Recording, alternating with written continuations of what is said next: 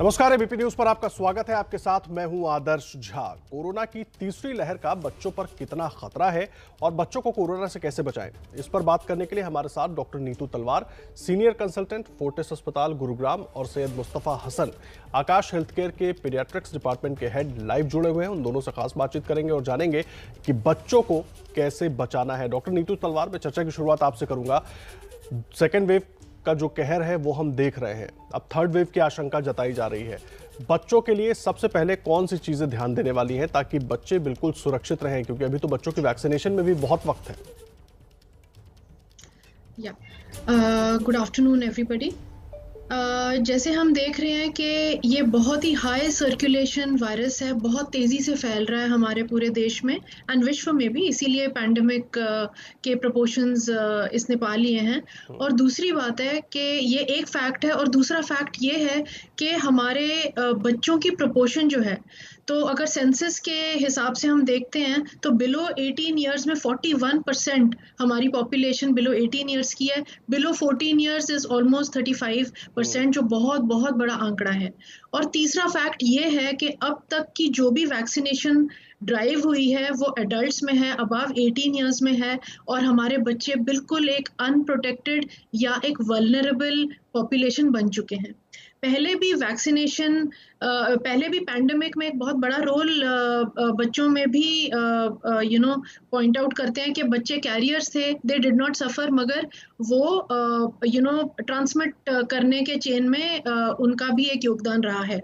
तो इसीलिए ये सब ध्यान रखते हुए अब हम ये देख रहे हैं कि वैक्सीनेशन की वजह से एडल्ट्स थोड़े प्रोटेक्टेड हैं और म्यूटेशंस चल रहे हैं, मगर बिकॉज ये वायरस बहुत ज़्यादा म्यूटेट करता है तो अभी हमारा नेक्स्ट वल्नरेबल ग्रुप बच्चे बन जाते हैं। इसीलिए हमें बहुत ज़्यादा और एक 100% इमरजेंसी के हिसाब से हमें अपने बच्चों को प्रोटेक्ट करना है। तो सबसे पहले हमको ये ध्यान रखना है कि हमें अपने बच्चों के साथ रिवीजन करनी है वो सारी चीज़ों की जो हम लोग आपस में अब तक करते आए हैं, और उसका ये है कि मास्क अबव 2 ईयर्स के बच्चों में, बिलो 2 ईयर्स 3 लेयर्स की परत कपड़ा आप चेहरे पे और मुंह पे टाइटली फिटिंग लगाएं जब भी वो बाहर निकलें, और अबव 2 ईयर्स में उनको मास्क की आदत डालें, उनको बोलें कि इसके बगैर घर से बाहर कदम नहीं रखना। दूसरी चीज़ है, घर से बाहर वैसे भी बच्चों को नहीं लेके जाना है। मार्केट, शॉपिंग मॉल्स, कितना ही वो बेचारे बोर हों या दुखी हों, हमने बोलना है बेटे हमने घर पे ही सारा अपने आप को संभाल के रखना है। एंड आई एम श्योर हमने पहले भी बच्चों का यूज़ बच्चे में भी आए हैं, जब हम उन्हें यूज़ करते हैं अपने प्रोग्राम्स में, जैसे anti smoking program and all, तो बहुत अच्छे तरीके से वो अपने समझते भी हैं और न्यूज़ को फैलाते भी हैं। तीसरी बात है, हाथ हर 2 घंटे में बच्चों को बोलें कि साबुन से आपने हैंड वॉश करना है और सैनिटाइजर उनके पास हमेशा रहे, ताकि ये चीज़ें हैबिट बन जाए। भगवान करे कि थर्ड वेव ना आए, मगर अगर आए तो तैयारी आज से, अभी से, इस क्षण से करनी बहुत ज़रूरी है।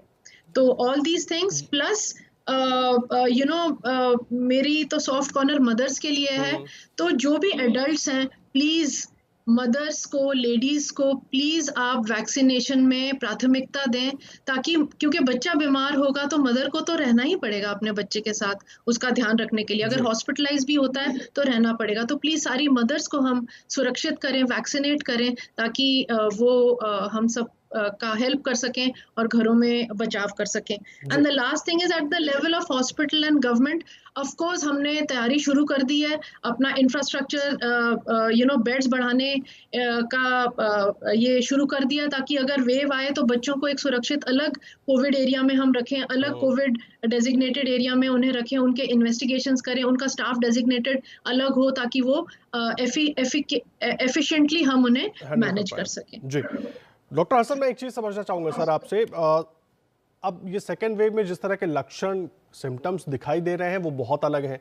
अब बच्चों को अगर दिक्कत होती है, खास करके छोटे बच्चों को, तो वो सिम्टम्स भी डिस्क्राइब नहीं कर पाएंगे कि उनको दिक्कत क्या हो रही है, और लगेगा कि आम जैसी समस्याएं हो रही हैं। तो ऐसे में क्या ध्यान रखें, क्या सिम्टम्स हो सकते हैं जो जिनसे ये पता चल सकता है कि हाँ वाकई बच्चा इसकी चपेट में आ गया है और अब इसको तुरंत ट्रीटमेंट की जरूरत है? बिल्कुल, देखें ये सेकेंड वेव जो है, ये तो अभी हम सबको मालूम है कि इसके अंदर संक्रमण बहुत ज़्यादा हुआ है, और बहुत तेजी से पेशेंट सामने आए हैं। तो पिछले साल की फर्स्ट वेव में साल भर में जितने पेशेंट्स आए थे, ये 1.5 महीने में आ गए हैं इतने पेशेंट इस वेव में। तो उसी प्रोपोर्शन में हमारे बच्चे और सब इफेक्ट हुए हैं। तो लेकिन अच्छी बात बच्चों में ये है कि बच्चों में ज्यादा लंग्स में प्रॉब्लम नहीं होती है। तो और majority of them can be managed at home. हम अपना उनके पेरेंट्स को थोड़ा सा बताना पड़ता है, वीडियो कॉन्फ्रेंसिंग पे हम मैनेज कर लेते हैं। उनको बताना होता है कि बच्चे के अंदर क्या ऐसे लक्षण हैं कि जिसमें उनको फिर तुरंत डॉक्टर से कंसल्ट करना चाहिए। तो जैसे बच्चे के अंदर एक तो हाई ग्रेड फीवर चल रहा है, बच्चा रिफ्यूजल टू फीड हो जाए, फीड ना कर रहा हो, या लूज मोशंस और वॉमिटिंग, रिपीटेड वॉमिटिंग्स हो रही हैं, लूज मोशंस हो रहे हैं, जहां डिहाइड्रेशन का भी खतरा है और ये कोरोना के साइंस भी हैं, या फिर बच्चे में किसी तरह का कोई रैश डेवलप होने लगा, या बच्चे का कॉन्शियसनेस लेवल डाउन जाने लगा, थोड़ा मतलब ज्यादा सोने लगा, फीड नहीं कर रहा, तो ये सब बड़े अलार्मिंग साइंस हैं। इस पे फिर बच्चे को इमीडिएटली टेंशन की जरूरत होती है। अदरवाइज बच्चों को सिंपल सिम्टोमेटिक ट्रीटमेंट दिया जाता है फीवर का, कोल्ड का, and they do well thankfully. एक चीज जो बहुत ही इम्पोर्टेंट हम देखते हैं वो है MISC, जिसको कहते हैं multi system inflammatory disease in children. ये अभी बच्चों में भी, छोटे बेबीज में भी देखा जाता है, लेकिन ये डिजीज यूजुअली पोस्ट कोविड होता है। जब 2-4 हफ्ते गुजर जाते हैं कोविड पॉजिटिविटी के, उसके बाद फिर हमारी बॉडी इस तरह से रेस्पॉन्ड करने लगती है कि बच्चों में मल्टी सिस्टम अफेक्टेड होने लगता है, जैसे कोरोनरी सिस्टम, कार्डियक सिस्टम यानी हार्ट का, और न्यूरोलॉजिकल सिस्टम, या गैस्ट्रोइंटेस्टाइनल सिस्टम जिसमें लिवर वगैरह अफेक्ट होता है, और किडनी का जो रीनल फंक्शन है वो अफेक्ट होने लगते हैं। तो ये मल्टी सिस्टम होता है, और इसके साथ साथ कुछ इन्फ्लेमेटरी मार्कर्स ब्लड में होते हैं। तो जैसे मैंने वो आपको लक्षण बताए, अगर बच्चे में इस तरह के लक्षण होते हैं तो फिर हम बच्चे के ब्लड टेस्ट वगैरह करके देख लेते हैं कि इन सिस्टम्स का इन्वॉल्वमेंट तो नहीं है, और इन्फ्लेमेटरी चेंजेस के जो मार्कर्स हैं, जो CRP और ESR, अगर वो भी बढ़ रहे हैं, और थोड़े और मार्कर डी डाइमर है और फेरेटिन है, इस तरह के हम देखते हैं, और अगर उनमें मल्टी सिस्टम इन्वॉल्वमेंट के साइंस मिलते हैं, तुरंत उनको कहा जाता है इसकी अब हॉस्पिटल केयर होनी चाहिए। बट फॉर्चुनेटली इनका परसेंटेज बहुत कम है। और एक और अच्छी बात यह है कि MISC के बच्चों में अगर अच्छी केयर मिल जाए तो मैक्स 1 से 2% ही मॉर्टेलिटी होती है, बाकी सब निकल आते हैं। फर्स्ट वेव में जो हमारे पास MISC के पेशेंट्स आए और हमारे पास इंटेंसिव केयर में रहे, thank God we didn't lose except one जो बहुत खराब स्टेज में हमारे पास आया था, गैस्पिंग, अदरवाइज सब ठीक होकर चले गए, जिनके अंदर हमने डायलिसिस भी किया और वेंटिलेटर पे रखा, सब कुछ किया हमने, सारे सिस्टम्स को मैनेज किया, थैंक गॉड रिकवर्ड 15 दिन में बिल्कुल ठीक होकर चले गए। लेकिन अब सवाल ये होता है कि अभी तो हम सेकंड वेव से जूझ रहे हैं, तो हमें तैयारी करनी है MISC के बच्चे जो आएंगे अब अगले आने वाले 1 हफ्ते 2 हफ्ते में, उसके लिए हमारा थर्ड अप होना चाहिए। इसके बाद जो सो कॉल्ड थर्ड वेव आनी है, अच्छा थर्ड वेव आने का क्या लॉजिक है, जो साइंटिस्ट और हमारे वायरोलॉजिस्ट कह रहे हैं, उसका रीजन ये है कि जब इतना बड़ा पॉपुलेशन का पोर्शन अफेक्टेड है तो डेफिनेटली उतने ही ज्यादा चांसेस ऑफ म्यूटेंट्स बढ़ जाते हैं। तो जब इतने लोग पेशेंट्स हैं तो म्यूटेंट्स भी बढ़ेंगे, और जब म्यूटेंट्स नए आएंगे तो थर्ड वेव के चांसेस हैं। एक्सपेक्टेड ये है, अगर आई, अव्वल तो गॉड फॉरबिड ना आए तो बहुत अच्छी बात है, लेकिन एक्सपेक्टेड ये है कि आएगी, जैसे यूरोप में भी आ चुकी है। तो थर्ड वेव अगर आई तो it will come somewhere in the end of November और अर्ली दिसंबर। तो अभी हमारे पास टाइम है उसके लिए प्रिपेयर करने का। तो सबसे पहली बात तो ये है कि हमको ये बेड्स वगैरह बढ़ाने हैं, ऑक्सीजन अवेलेबिलिटी होनी चाहिए, और इमरजेंसी ड्रग्स जो हमको यूज करनी है वो सब अवेलेबल होनी चाहिए, और उसके साथ साथ हमारे पास स्टाफिंग भी होनी चाहिए। अब अगर वेंटिलेटर है और वेंटिलेटर के पीछे काम करने वाला आदमी नहीं है तो वेंटिलेटर बेकार है, तो दे विल गैदर डस्ट। तो ये चीजें होना है। फिर एक बात यह है कि अगर आप इस थर्ड वेव को रोकना चाहते हैं तो हमारे पास 3 उपाय हैं। एक तो ये कि मास वैक्सीनेशन हो जाना चाहिए। अगर हम नवंबर से पहले अपनी ज्यादातर पॉपुलेशन को कवर कर लेते हैं तो इसका आने के चांसेस ही बहुत कम हो जाएंगे। अनफॉर्चुनेटली अभी बच्चों के लिए कोई वैक्सीन अभी तक तो अप्रूव हुई नहीं है, लेकिन आइंदा आने वाले दिनों में अगर हो जाती है तो हमारी फर्स्ट प्रायोरिटी तो होनी चाहिए कि एज सून एज पॉसिबल हमारी वैक्सीन पहुंच जानी चाहिए बच्चों तक, ताकि हम उनको प्रोटेक्ट कर सकें, क्योंकि हमारा large portion of population children है। दूसरा सबसे बड़ी चीज जो है, 3 पॉइंट्स हैं एक्चुअली। सेकंड पोजीशन ये है कि जब आप इस थर्ड वेव को रोकना चाहते हैं तो सबसे इम्पोर्टेंट चीज है कि आप कोई भी सुपर स्प्रेडर इवेंट ना होने दें। कोई बड़ी गैदरिंग, कोई मेला, कोई मीटिंग, कोई चीज ऐसी ना हो, कोई इंडोर मीटिंग ना हो कि जहां पर सुपर स्प्रेडिंग शुरू हो जाए। इसको बिल्कुल डेफिनेटली रोकना है, बिकॉज फिर हमारा जी। जो मेडिकल सिस्टम है वो इतना ओवरबर्डन्ड हो जाता है, फिर हम ये सारे कॉम्प्लिकेशंस देखने लगेंगे कि ऑक्सीजन नहीं मिल रही, ठीक है। दवाई नहीं मिल रही, बेड नहीं मिल रहा। उसके लिए हमको बहुत जरा स्ट्रिक्ट होना पड़ेगा। और तीसरी जो बहुत इंपॉर्टेंट चीज है वो ये है कि हमको जैसे ही अगर कहीं किसी लोकेलिटी में इस तरह का स्प्रेड हो, तो we should right away check that spread, और उसका जेनेटिक एनालिसिस करें और उसको बिल्कुल वहीं पर कंटेन कर लें। उस पॉपुलेशन को बिल्कुल ना मूव करने दें, ना कोई अंदर आए, ना कोई बाहर जाए, ताकि वो उस छोटे से एरिया में लोकलाइज पॉपुलेशन में ही कंटेन होकर खत्म हो जाए। ये 3 ठीक है। स्टेप्स होंगे to prevent the third wave. ये बहुत इंपॉर्टेंट है, ये क्योंकि एक दफा इंपॉर्टेंट पॉइंट्स आपने बताए डॉक्टर हसन। मैं 1 मिनट आपको रोक रहा हूं, एक बार मैं डॉक्टर तलवार को भी चर्चा में लाना चाह रहा हूं। डॉक्टर तलवार, जिस तरह से म्यूटेंट की बात की अभी डॉक्टर हसन ने, मैं ये समझना चाह रहा हूं, क्या ये अभी सेकेंड वेव में जो हम वेरिएंट देख रहे हैं, इस वायरस का जो म्यूटेंट हम देख रहे हैं, वो ज़्यादा खतरनाक है बच्चों के लिए भी और दूसरे लोगों के लिए भी? और अगर है, और जिस वैक्सीनेशन की हम बात कर रहे हैं, अगर वैक्सीनेशन केवल अडल्ट्स का हो जाता है और बच्चों का अभी नहीं हो पाता, क्योंकि अभी तो उसका ट्रायल शुरू होना है, तो क्या बच्चे हमारे सुरक्षित हो पाएंगे इससे? हाँ, आपने बिल्कुल सही कहा कि vaccination, mass vaccination, quick vaccination, ताकि सारी पॉपुलेशन हो जाए। और एक है ना समथिंग कॉल्ड एज कोकूनिंग इफेक्ट। अगर एक बच्चा है और उसके आसपास सारे वैक्सीनेटेड हैं, सारे प्रोटेक्टेड हैं और अपना ध्यान रख रहे हैं, तो बच्चा अपने आप में एक कोकून में, एक सेफ्टी जोन में आ जाता है। और डेफिनेटली म्यूटेशन रेट बहुत हाई है, not only for Covid, of course इसका सबसे मैक्सिमम रेट ऑफ म्यूटेशन है, मगर every virus has a high rate of mutation. आप फ्लू वायरस को देख लो कि हर साल हमको शुरू के 2 वैक्सीन्स लगने के बाद में हर साल फ्लू वायरस के अगेंस्ट वैक्सीनेशन करना पड़ता है, क्योंकि हर साल एक नया स्ट्रेन पैदा हो सकता है, एंड इट हैज़, और एक बहुत ही बड़ी समस्या है। तो इसीलिए ये सब मद्देनजर रखते हुए हमें क्विकली वैक्सीनेशन बनाना है। उसका DCGI ने ऑलरेडी अप्रूवल दे दी है फेज 2 एंड फेज 3 ट्रायल्स के लिए हमारे कंट्री में, कोवैक्सिन के लिए। एंड 2 to 18 ईयर्स के बीच में ऑलरेडी वैक्सीनेशन ट्रायल्स स्टार्ट हो जाएंगे। तकरीबन 525 बच्चों को रिक्रूट कर लिया है। एंड होपफुली अगर रेगुलेटरी मैकेनिज्म्स और पेपर वर्क वगैरह फटाफट अगर हम करते हैं एंड क्विकली हम ये वैक्सीन ले आते हैं, तो definitely it will help. And at the same time relax ना हो। मेरा तो पहला एक यही कहना है कि अगर हम एक परीक्षा के लिए जाते हैं और तैयारी पूरी करके जाते हैं, 100% वी विल सक्सीड। मगर अगर अचानक से कोई पेपर, कोई अगर सिंपल सा भी सवाल पूछ लेगा, अचानक से हम लड़खड़ाएंगे, हम बात नहीं कर सकेंगे। तो इसीलिए थर्ड वेव के लिए ऑलरेडी हमने 1, 1.5, 2 साल का हमारे पास डेटा है, हमको पता है इसे कैसे कंट्रोल करना है, और हम पूरे तैयारी से अगर रहेंगे तो एक नए जोश से, एक पॉजिटिविटी से डेफिनेटली हम हराएंगे और अपने बच्चों को डेफिनेटली सुरक्षित रखेंगे जी। तो और लास्ट पॉइंट ये मैं कहना चाहती हूँ कि जब हमारी वैक्सीनेशन ट्रायल्स चल रही हैं, वैक्सीनेशन ड्राइव एडल्ट्स के लिए चल रही हैं, हमारा हम एक लुकआउट रखें वेरिएशन और म्यूटेंट स्ट्रेन्स के लिए, ताकि जैसे ही वो आता है और पिकअप हो जाता है, हम उसे आइडेंटिफाई करें और उसको भी हम टारगेट करें जी।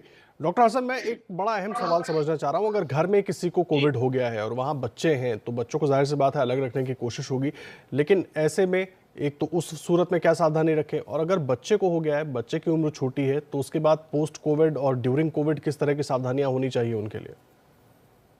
देखिए, सबसे पहले तो हमको ये समझना होगा कि जो वायरल स्प्रेड होती है, एक तो होती है ड्रॉपलेट इन्फेक्शन, जिसमें जब आप सांस लेते हैं छोटी छोटी ड्रॉप्स में वायरस निकलता है, वो थोड़ी देर में ग्राउंड पर सेटल हो जाता है। और एक दूसरा होता है जो एयरोसॉल कहलाता है, जो एयरबॉर्न। तो अभी जो हमारी स्प्रेड इस दूसरी वेव में देखी गई है, वो एयरबॉर्न है। एयरबॉर्न का मतलब ये होता है कि जब एक आदमी ने जो संक्रमित है उसने सांस लिया है कमरे के अंदर, तो वो हवा में वो वायरस सस्पेंड हो जाता है और काफी देर तक उस हवा में रहता है, 15-20 मिनट्स उसमें रहता है। तो अगर वायरस आप उस कमरे से, वो जो इन्फेक्टेड पर्सन था चला भी गया और उस कमरे में कोई भी नहीं है, और आप उस कमरे में घुसते हैं, तो अगर आपने मास्क नहीं लगाया तो you are likely to be infected. और ये सिचुएशन घर में कई दफा आ जाती है। जब हम उनको बताते हैं कि अगर पेरेंट्स अफेक्टेड हैं, तो हम कहते हैं कि कोई भी अगर फादर मदर, तो हम कहते हैं जब आप उनके कमरे में खाना भी परोसते हो तो उनका दरवाजा बंद रखो, because that aerosol comes in your other rooms also, और वो थोड़ी देर सेटल होने में लगेगा। फिर भी जहां तक हो सके एडल्ट्स को अपने मास्क लगा के रखें, और वही सैनिटाइजेशन की जो घर के 4-5 बार हाथों को साबुन से धोएं, बच्चों को भी हैंडल करने से पहले साबुन से हाथ धोएं। ठीक है। और फिर उसके बाद ये है, जहां तक हो सके बच्चों के मुंह पर सांस न लें, थोड़ा बचें बच्चों से। बस यही है, बहुत ज्यादा बच्चों को अलग नहीं किया जा सकता। आपको मालूम है छोटी फैमिलीज है, न्यूक्लियर है और बच्चे साथ रहते ही हैं, लेकिन फॉर्चुनेटली बच्चों में इतने सिम्टम्स स्ट्रांग नहीं होते हैं बहुत ज्यादा वो, लेकिन उनको मॉनिटर करने की जरूरत है, जिसमें हम सबसे इम्पोर्टेंट तो ये उनसे कह देते हैं कि आप फीवर को चेक रखिए और इनका स्लीपिंग हार्ट रेट भी देखिए। तो अगर हार्ट रेट ज्यादा बढ़ रहा है या बहुत कम हो रहा है तो ये दोनों साइंस भी अच्छे नहीं है। The baby may be landing into the multi system inflammation. जी, ये सब चीजें हैं। ओके और डॉक्टर बाकी जी कहिए डॉक्टर। कोई स्पेसिफिक चीज नहीं देते बच्चों को सिवाय विटामिन्स के, just to augment their immunity. Okay doctor Talwar, इस ड्यूरेशन में जिस पीरियड से हम गुजर रहे हैं और जिसकी आशंका हम जता रहे हैं, ऐसे में बच्चों के लिए क्या खाने पीने में भी कोई बदलाव करना चाहिए हमें, ताकि वो थोड़ा और उनकी इम्यूनिटी जो है वो स्ट्रांग हो पाए? इसके लिए कुछ कर सकते हैं बच्चों के लिए, कुछ दवाइयाँ? ये बहुत ही एक अहम सवाल है and I am very happy कि आपने ये पूछा है। तो सबसे पहले मैं ये कहना चाहूँगी कि एक वेल बैलेंस्ड डाइट और जिसमें विटामिन सी की मात्रा अच्छी हो और जो ये ग्रीन लीफी वेजिटेबल्स, स्पेशली जो फ्लूइड इनटेक होता है, पानी की मात्रा। देखो बच्चे पानी अगर बोलेंगे आप 6-7 बार ही पियो दिन में, तो वो नहीं पिएंगे, मगर हम अलग अलग रूप में फ्लूइड्स को दे सकते हैं, जैसे दही हो गया, छाछ हो गया, लस्सी हो गई, नारियल पानी हो गया, जूसेस हो गए, दूध हो गया। तो अलग अलग तरीके से बच्चों का फ्लूइड इनटेक हम अच्छा करें। और दूसरी, एक आपने दवाइयों की बात पूछी, तो एक बहुत ही इम्पोर्टेंट पॉइंट मैं ये बोलना चाहूंगी कि प्लीज अगर थर्ड वेव आती है और आपको सॉफ्ट साइंस लगते हैं, बुखार है, कल से कितने आजकल हमारे पास व्हाट्सएप कॉल्स आ रहे हैं, वीडियो कॉल्स आ रहे हैं कि कल रात को बुखार हुआ है, 100 डिग्रीज है, हल्की सी स्नीजिंग है, तो आप बताइए हम क्या क्या दवाइयाँ शुरू करें। तो एक पैनिक स्टेट में ना जाएं, क्योंकि दवाइयाँ बच्चों में बच्चा और adult is not equivalent.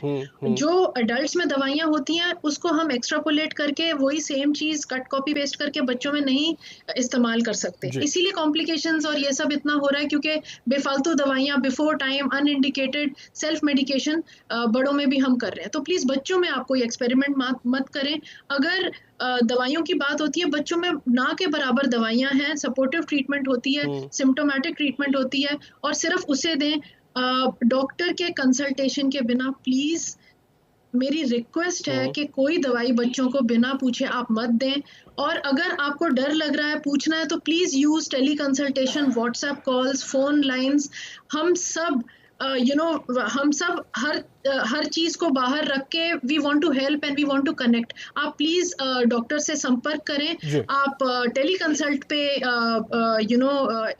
Consultation करें डॉक्टर के साथ, और सेल्फ मेडिकेशन मत करें एंड हेल्दी खाना खाएं।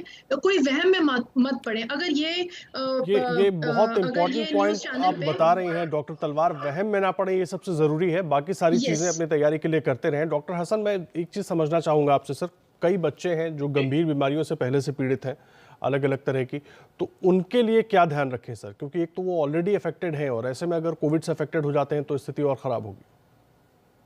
यही है कि उनका ऑब्जर्वेशन ज्यादा क्लोज मॉनिटरिंग होना चाहिए।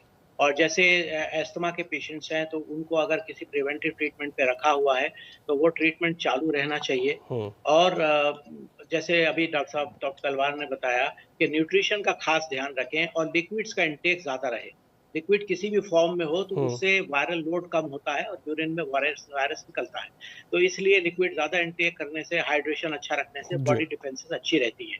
और जनरल वाइटामिन बच्चे लेते रहें। अगर कई बार ये होता है कि हमारी पॉपुलेशन में विटामिन डी डिफिशियंसी ज्यादा है तो हम थोड़ा विटामिन डी की हाई डोज दे देते हैं शॉर्ट टर्म के लिए, अबाउट अ मंथ। ठीक है, बहुत धन्यवाद सर आपका, डॉक्टर हसन, डॉक्टर तलवार, हमारे साथ जुड़ने के लिए और बच्चों को लेकर माँ बाप के मन में जितने सवाल हैं, जो शंकाएं हैं, उनको दूर करने के लिए बहुत धन्यवाद आप दोनों का।